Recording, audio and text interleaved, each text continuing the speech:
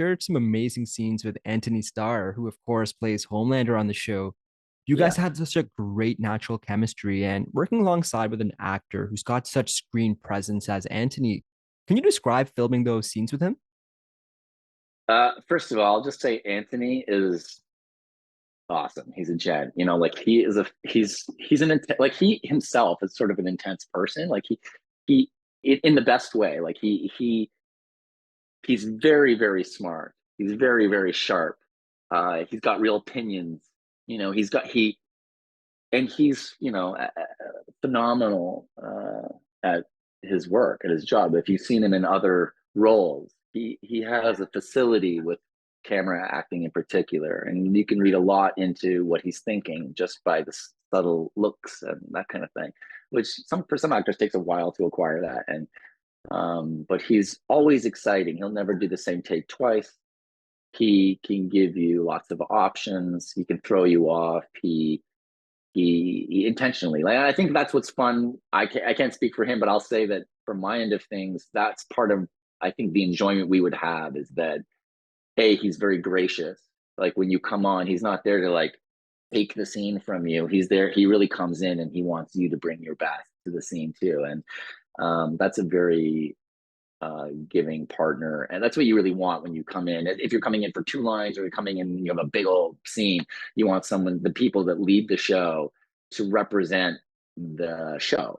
If you're they they probably you guys probably know now on your podcast, like if you're a number one or number two, number three, Yeah. they're go descending, right? So if you're the lead on the show, you're number one, and then there's number twos and so on.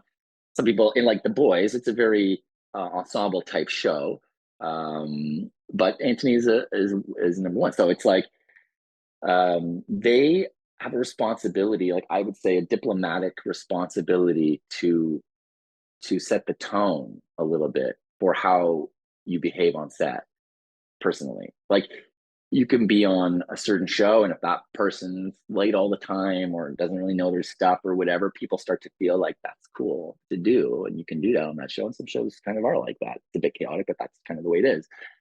But when Andy comes on, he is, sometimes lots of lines, lots of big scenes, lots of things, notes that he's got to hit, and he comes in prepared, and he comes in ready to play. And if he throws a line or doesn't go kind of right, he keeps it light and playful and keeps the momentum moving forward. So I I love getting into scenes with him because he likes to. It's when the camera starts rolling, there is a natural, especially for our characters, like my character, I think, worships, he loves Homelander, completely like backs everything he does.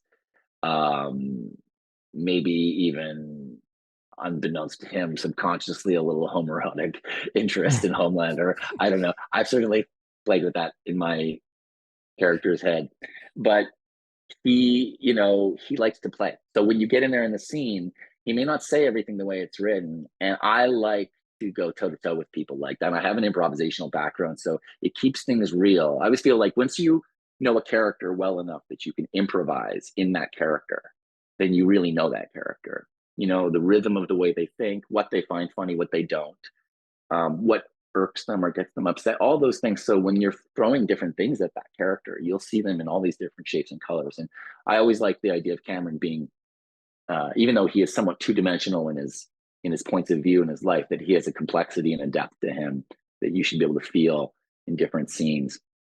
We'll see this year. I think you get to see a little bit more of him in that way. And yeah, so I really enjoyed working with him.